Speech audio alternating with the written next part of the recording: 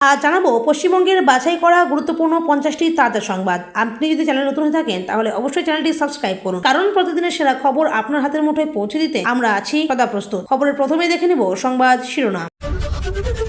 শওকত মোল্লার গাড়ি লক্ষ্য করে বোমাবাজি, ভোটের আগে উত্তপ্ত ভাঙড়।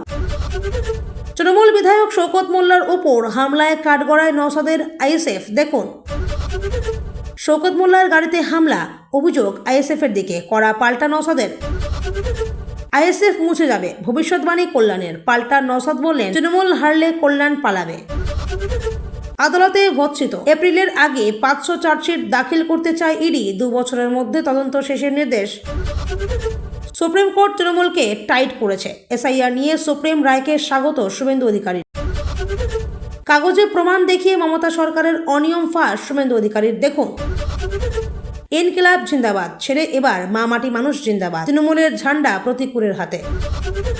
ভোটার তালিকা প্রকাশের আগে বাংলাদেশি হিন্দুদের বড় সুখবর দিলেন শুভেন্দু। দেখুন, শুধু ভোটার তালিকা থেকেই নয়, দেশ থেকেও অনুপ্রবেশকারীদের বার করে দেব, 5 বছরের লক্ষ্যমাত্রা ঘোষণা শাহের। তৃণমূলকে টাইট দিয়েছে সুপ্রিম কোর্ট, এসআইআর রায় আসতেই হুঙ্কার শুভেন্দুর, মমতার শাসনে কি বাংলায় শুধুই দুর্নীতি?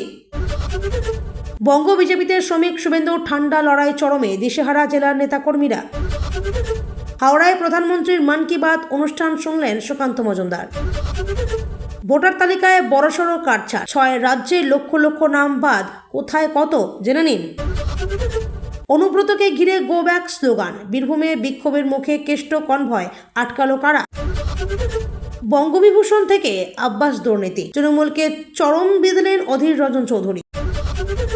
বিজেপিতে যাওয়া ভুল হয়েছিল, তৃণমূলে ফিরে বোধোদয় প্রাক্তন বিধায়ক দীপেন্দুর। ঝাঁটা হাতে কাঁথি দক্ষিণের বিজেপি বিধায়ককে তারা মহিলাদের, জনতার ক্ষোভ, কটাক্ষ তৃণমূলের। এআই সম্মেলনে বিশ্বকে দিশা দেখাচ্ছে ভারত, মন কি বাতে প্রধানমন্ত্রীর বার্তা। মধ্যপ্রদেশের পিপারিয়া ছিন্দওয়ারা রুটে বাস উল্টে আহত 15। পাক মদতে বাংলাদেশে বসে ভারতে হামলার নীল নকশা, বাংলা সহ 2 রাজ্যে 8 জন ধরা পড়তে পরিকল্পনা ফাঁস। আমার সব শেষ হয়ে গেল, ভাইয়ের স্বপ্ন পূরণ করতে গিয়ে লাশ হলেন দাদা, কাঁদছে মা। বেলুড়ে বাসের চাকার পেস্ট হয়ে বৃদ্ধের মৃত্যু, মেদিনীপুর শহরে লরির ধাক্কায় মারা গেলেন বাইক চালক, বিক্ষোভ।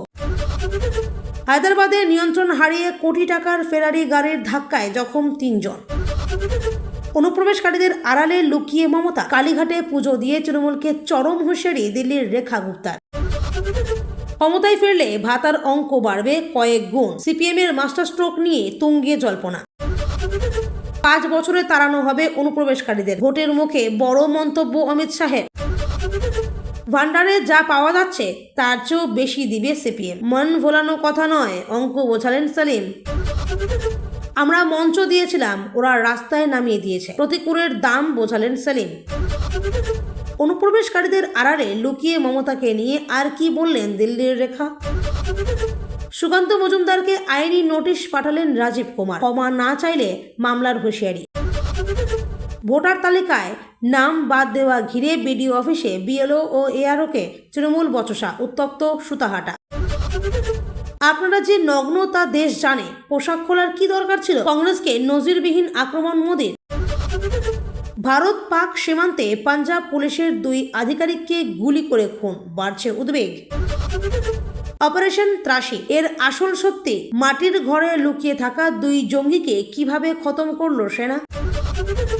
16টি সিম আর 8টি ফোন, দিল্লি পুলিশের তুখুর মগজাস্ত্রে তছনছ পাক মদতপুষ্ট জঙ্গিদের ব্লুপ্রিন্ট।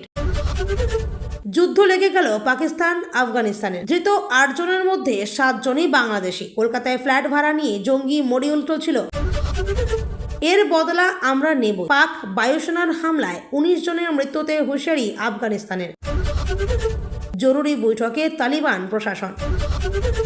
দেশের 32টি ভুয়ো বিশ্ববিদ্যালয়ের তালিকা দিল ইউজিসি, 2টি পশ্চিমবঙ্গেই বৈধ নয় প্রাপ্ত ডিগ্রি। পাহাড়ের সুরক্ষায় মেগা প্রকল্প, 200 কোটির ব্যয়ে NH10 সংস্কারে NHIDCL। রেল লাইনের সাক্ষাৎ যমরাজ, পারাপার করতে গেলেই ধরছেন ঘাড়, হাড়হিম করা ভিডিও ভাইরাল। তৃণমূলে বড়সড় ভাঙন, বিজেপিতে যোগদান শতাধিক কর্মীর। পতাকা লাগানোকে কেন্দ্র করে সূত্রপাত টিএমসি আইএসএফ সংঘর্ষে তপ্ত মিনাখা। আবহাওয়ার খেলা শুরু, কবে শুরু তাণ্ডব, ভাসবে কোন কোন জেলা, জানুন বিগ আপডেট। ধূপগুড়িতে তৃণমূলে বড়সড় ধস, বুথ সভাপতি সহ 42টি পরিবার যোগ দিল বিজেপিতে। গাড়ির নম্বর প্লেটের আড়ালে 20 কোটির মাদক সহ পুলিশের জালে বিএসএফ কর্মী। বিজেপির বিক্ষোভ থেকে মহিলাদের অশালীন ভঙ্গি, অসমের নারী সম্মানের কুশ্রী ছবি। সম্পূর্ণ না হওয়ায় বিশ্ববিদ্যালয়ের ক্যাম্পাসে বসছে নেশার আসর, তৃণমূলকে তুলোধনা শুভেন্দু। মৌমাছির আতঙ্কে বন্ধ ঝাড়গ্রাম হাসপাতালের আউটডোরের গেট। ডায়মন্ড হারবারে কেন লড়েননি, বিড়ালকে বাঘ বানানো হচ্ছে, ধুয়ে দিলেন শুভেন্দু। নোংরা আর নগ্ন রাজনীতি, আন্তর্জাতিক এআই সম্মেলনে খালি গায়ে কংগ্রেসি, বিক্ষোভ নিয়ে সরব হলেন প্রধানমন্ত্রীও। ভরা বসন্তেই ঘোর তোর বর্ষা রাজ্যে, কলকাতার ভাগ্যে নাচছে ঘোর দুর্যোগ। সাত সকালে ট্রেলারের সঙ্গে ভয়ঙ্কর সংঘর্ষ, দুমড়ে মুচড়ে গিয়ে ঘটনাস্থলে মৃত 5 পুলিশ কর্মী, আহত আরও। সিবিআই আসল অপদার্থ সংস্থা, আরজিকর কাণ্ডে এবার বিস্ফোরক নির্যাতিতার বাবা। বাংলা দখলে ওরা বড্ড হ্যাংলা, বিজেপিকে কড়া বার্তা মুখ্যমন্ত্রী মমতার। এতক্ষণ শুনছিলাম সংবাদ শিরোনাম, এবার আসছি খবরের বিস্তারিত। এর আগে একটি ছোট্ট রিকোয়েস্ট, আপনি যদি চ্যানেল নতুন হয়ে থাকেন তাহলে চ্যানেলটি অবশ্যই সাবস্ক্রাইব করুন।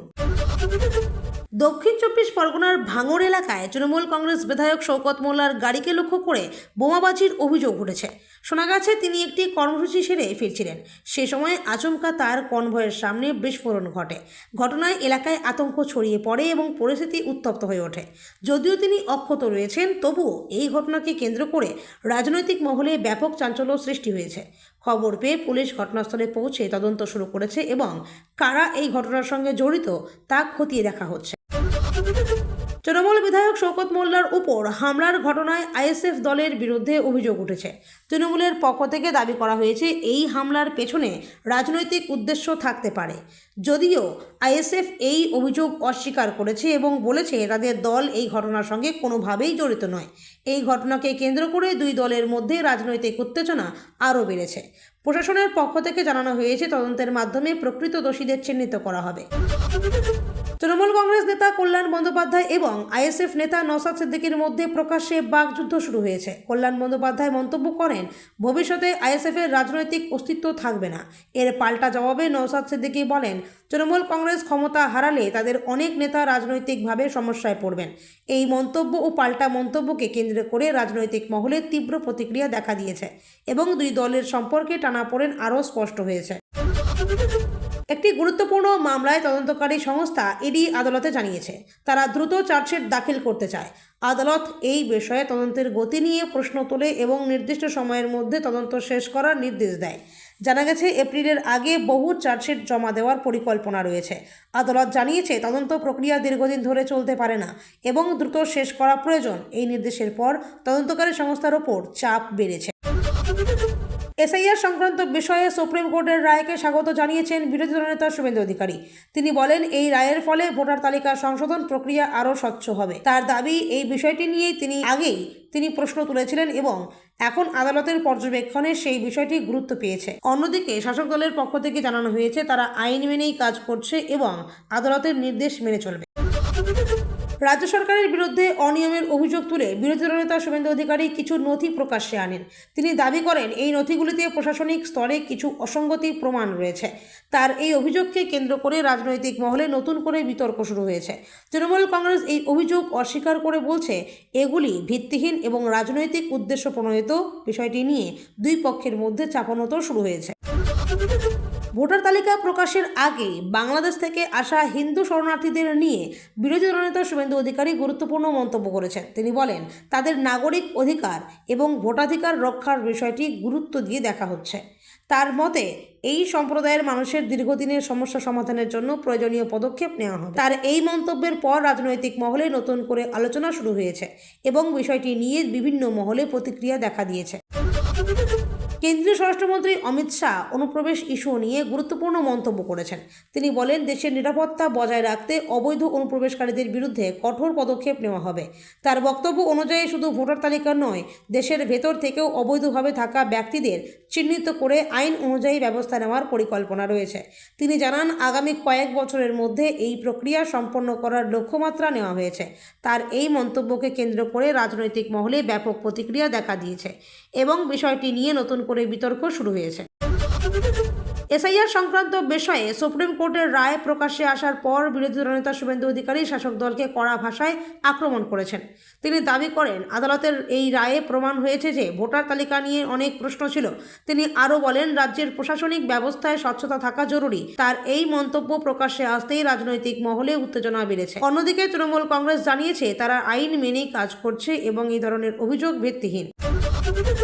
রাজ্য বিজেপির অন্দরে নেতৃত্ব নিয়ে মতভেদ জল্পনা সামনে এসছে। দলীয় নেতা শ্রমিক ভট্টাচার্য এবং শুভেন্দু অধিকারীর মধ্যে মতপার্থক্য রয়েছে বলে রাজনৈতিক মহলের একাংশ মনে করছেন। এই পরিস্থিতিতে জেলার অনেক নেতা ও কর্মী বিভ্রান্তির মধ্যে রয়েছেন বলে জানা গেছে। যদিও দলের পক্ষ থেকে প্রকাশ্যে এই বিষয়ে কোনো মন্তব্য করা হয়নি, তবুও বিষয়টি নিয়ে রাজনৈতিক মহলে আলোচনা শুরু হয়েছে। বিশ্লেষকদের মতে, নির্বাচনের আগে এই ধরনের পরিস্থিতি দলের উপর প্রভাব ফেলতে পারে। দেশের বিভিন্ন রাজ্যে ভোটার তালিকা সংশোধন প্রক্রিয়ায় বহু নাম বাদ পড়ার খবর সামনে এসছে। নির্বাচন কমিশনের যাচাই প্রক্রিয়ার সময় বহু নাম তালিকা থেকে সরানো হয়েছে বলে জানা গেছে। প্রশাসনের পক্ষ থেকে জানানো হয়েছে, ভুয়ো বা অযোগ্য নাম বাদ দেওয়ার জন্য এই পদক্ষেপ নেওয়া হয়েছে। তবে এই ঘটনাকে কেন্দ্র করে বিভিন্ন রাজনৈতিক দল প্রশ্ন তুলেছে এবং প্রকৃত ভোটারদের নাম যাতে বাদ না পড়ে সেই দাবি জানিয়েছে। বিষয়টি নিয়ে সাধারণ মানুষের মধ্যেও উদ্বেগ দেখা দিয়েছে।